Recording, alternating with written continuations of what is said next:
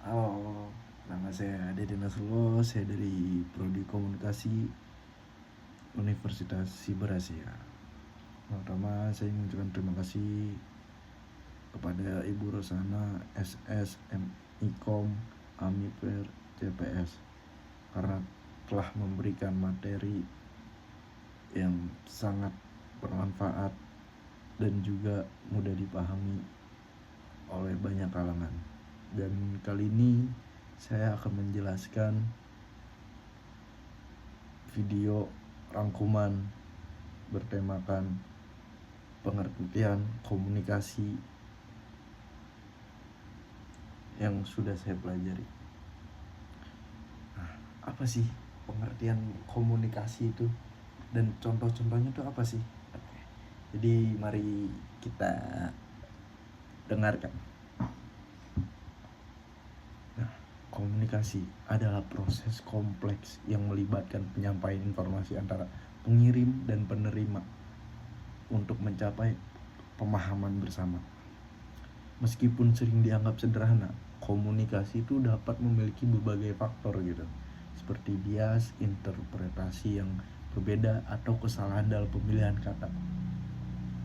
Komunikasi verbal seperti pengajaran di kelas bergantung pada kata-kata untuk menyampaikan pesan, namun seringkali terbatas, seringkali lebih sulit dipahami karena bisa memiliki makna yang berbeda gitu, tergantung pada budaya atau situasi. Selain itu, komunikasi digital meskipun efisien, seringkali kehilangan nuansa atau emosi yang ada di dalam interaksi tatap muka. Oleh karena itu, penting untuk menyadari bahwa efektivitas komunikasi tidak hanya bergantung pada saluran yang digunakan, tapi juga pada konteks dan keterampilan pengiriman dan penerimaan dalam memahami pesan. Jadi simpelnya tuh pengertian komunikasi itu nggak simpel kita bicara satu sama lain gitu, tapi komunikasi itu lebih luas lagi gitu pemahamannya. Jadi banyak gitu pengertian komunikasi itu teman-teman.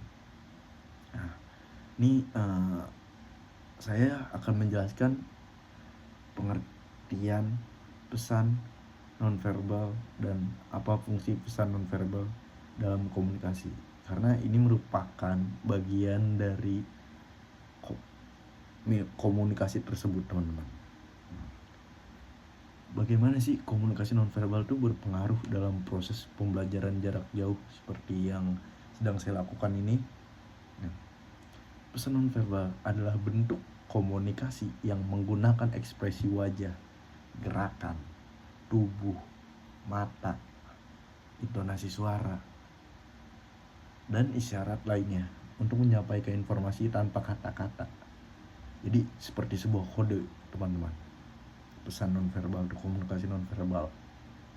Nah, pesan ini seringkali berfungsi untuk memperjelas atau memperkuat pesan verbal yang disampaikan gitu, jadi teman-teman. Jadi pesan komunikasi nonverbal itu untuk memperjelas atau menguatkan gitu pesan dan komunikasi yang disampaikan oleh pembicara tersebut gitu teman-teman. Ya kan? Beberapa kali mungkin teman-teman pernah ikut seminar dan sering melihat gitu orang yang di depan panggung tuh selalu menggunakan bahasa tubuh gitu. Nah, itu secara tidak langsung dia menggunakan fungsi pesan nonverbal teman-teman gitu.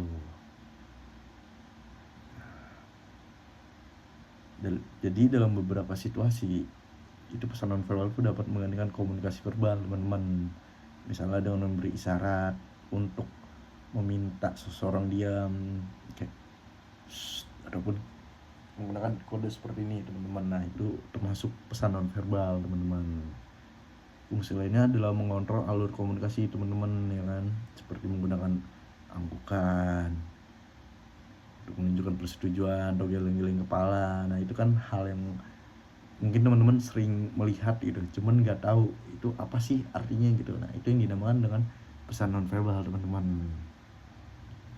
Nah, pesan nonverbal pun sangat penting. Kenapa nih? Karena seringkali memberikan informasi yang lebih jujur dalam mendalami tentang perasaan serta sikap seseorang teman-teman. Jadi tuh kadang nonverbal tuh lebih berasa aja gitu kalau ada teman kita nih yang bisa menggunakan komunikasi, menggunakan pesan nonverbal tuh kayak lebih ngesir, kayak lebih meyakinkan atau lebih kena kena ke perasaan kita gitu teman-teman, dari kegunaan dari pesan nonverbal itu. Lalu menurut saya nih mengenai bagaimana nonverbal berpengaruh dalam proses pembelajaran jarak jauh yang sedang saya jalani sekarang, itu memiliki pengaruh yang signifikan dalam proses pembelajarannya teman-teman.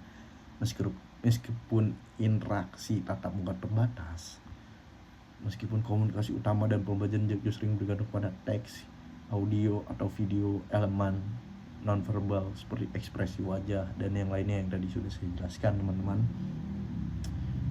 itu pun sangat membantu gitu teman-teman di pelajaran jarak jauh ini yang sedang saya lakukan. Karena dengan kita melihat mimik wajahnya ataupun dengan postur tubuhnya tuh menurut saya pribadi tuh lebih cepat memahaminya saya dengan adanya pesan nonverbal itu teman-teman di pembelajaran jarak jauh ini, jujur teman-teman.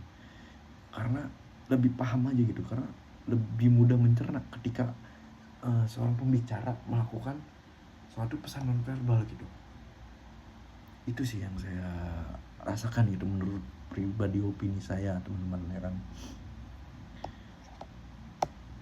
Jadi kayak saya ngerasa tuh bener-bener dekat gitu dengan orang yang menjelaskan itu gitu teman-teman.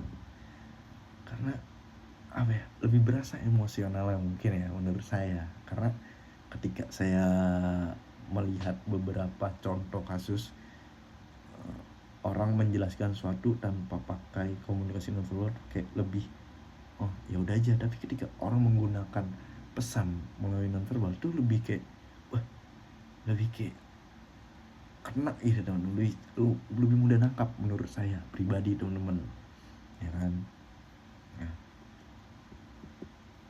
Cuman dalam komunikasi nonverbal pembelajaran jarak jauh ini pun pasti ada plus dan minus. Nah menurut saya minusnya itu seperti kualitas video sih teman-teman, kayak gangguan teknis ataupun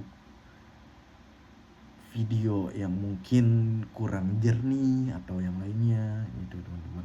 Itu sih mungkin menurut saya minusnya gitu, kurang gitu efektivitasnya teman-teman.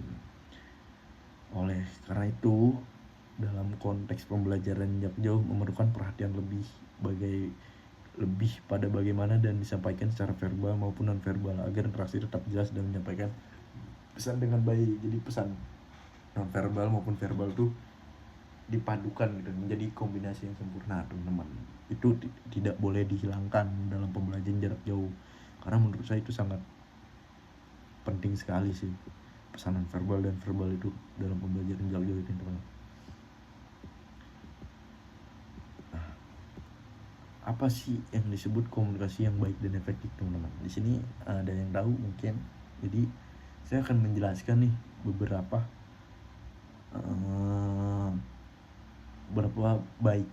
baik dan efektifnya gitu dalam komunikasi. Nah menurut saya pribadi nih ya teman-teman, komunikasi yang baik dan efektif adalah proses penyampaian informasi antara individu atau kelompok dengan cara yang jelas, tepat, dan dapat dipahami oleh semua pihak yang terlibat teman-teman. Dalam komunikasi yang efektif gitu teman-teman, pesan yang disampaikan tuh harus mudah dipahami, dimengerti, dan sesuai dengan tujuannya teman-teman, tanpa ada distorsi atau kesalahpahaman dengan para audiens teman-teman. Jadi sebelum kita menyampaikan sesuatu, kita tuh udah tahu nih pada siapa kita akan bicara nih, audiensnya ini siapa gitu teman-teman. Jadi kita juga bisa memilah-milih bahasa yang akan kita gunakan untuk kita berikan kepada audiens kita teman-teman ya kan. Selain itu komunikasi yang baik juga melibatkan empati, yaitu kemampuan untuk memahami perasaan orang lain juga teman-teman. Kita juga harus memahami kondisi seperti apa yang ada dan juga penggunaan bahasa yang sesuai gitu teman-teman. Jadi kayak mungkin kita lagi berbicara pada umur 20 atau 30 itu kan ada bahasa-bahasa yang berbeda gitu teman-teman, ada gap yang berbeda. Dan begitu pun sebaliknya, kita berbicara kepada di bawah umur kita pun balik lagi pasti cara penyampaiannya tuh berbeda teman-teman. Jadi kita harus mendefinisikan beberapa kosakata yang digunakan pada audiens tertentu teman-teman, agar lebih mudah dipahami gitu teman-teman, dengan maksimal mempelajari hubungan antara individual atau kelompok gitu. Jadi kita bisa menjadi jembatan lah teman-teman kalau kita memahami ilmu komunikasi ini, dan kapan sih dan mengapa kita memerlukannya gitu teman-teman, kenapa kita perlu gitu ya teman-teman ya kan. Nah, kita memerlukan komunikasi yang baik dan efektif itu dalam berbagai situasi teman-teman, baik dalam kehidupan pribadi, pekerjaan, maupun dalam interaksi sosial sehari-hari komunikasi gitu teman-teman. Nah, komunikasi yang efektif itu sangat dibutuhkan ketika kita ingin menyampaikan informasi yang penting teman-teman, memberikan instruksi yang jelas, menyelesaikan masalah, atau mendiskusikan ide-ide. Hal ini juga sangat diperlukan dalam konteks profesional, seperti dalam rapat, presentasi, atau saat bernegosiasi, di mana kesalahpahaman dapat berakibat serius teman-teman. Selain itu, komunikasi yang efektif juga membantu memperkuat hubungan interpersonal, meningkatkan pemahaman, serta mengurangi konflik teman-teman. Ya kan?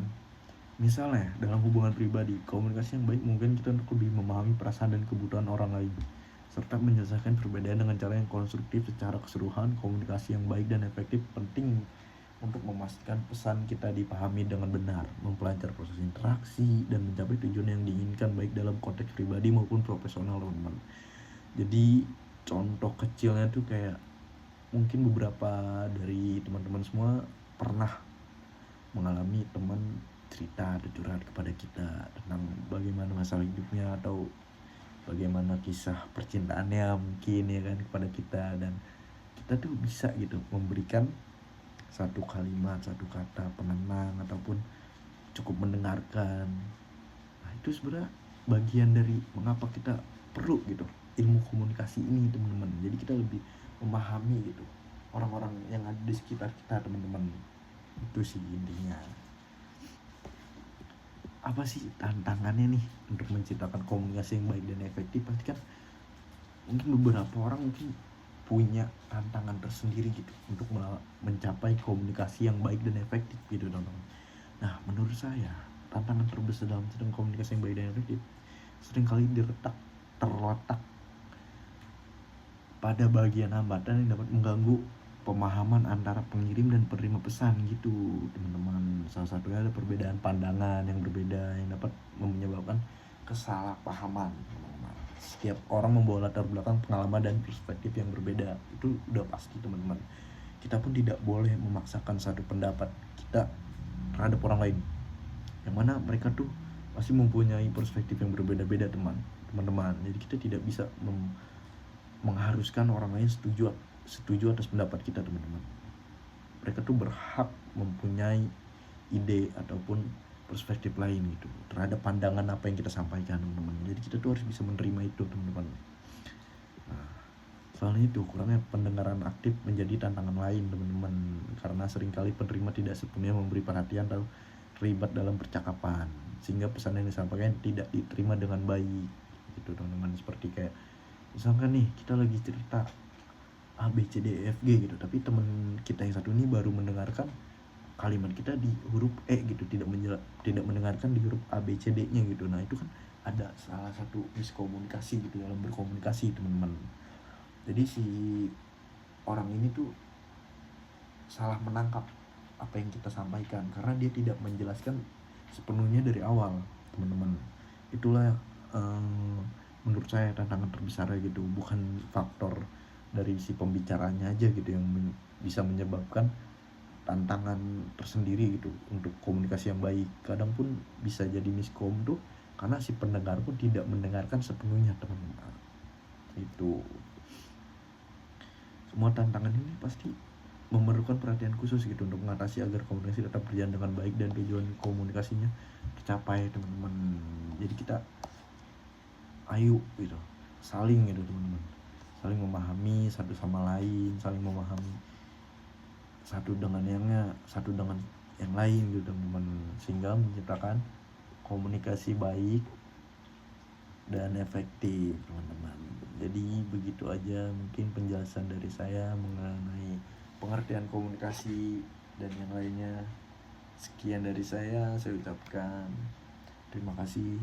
Assalamualaikum warahmatullahi wabarakatuh.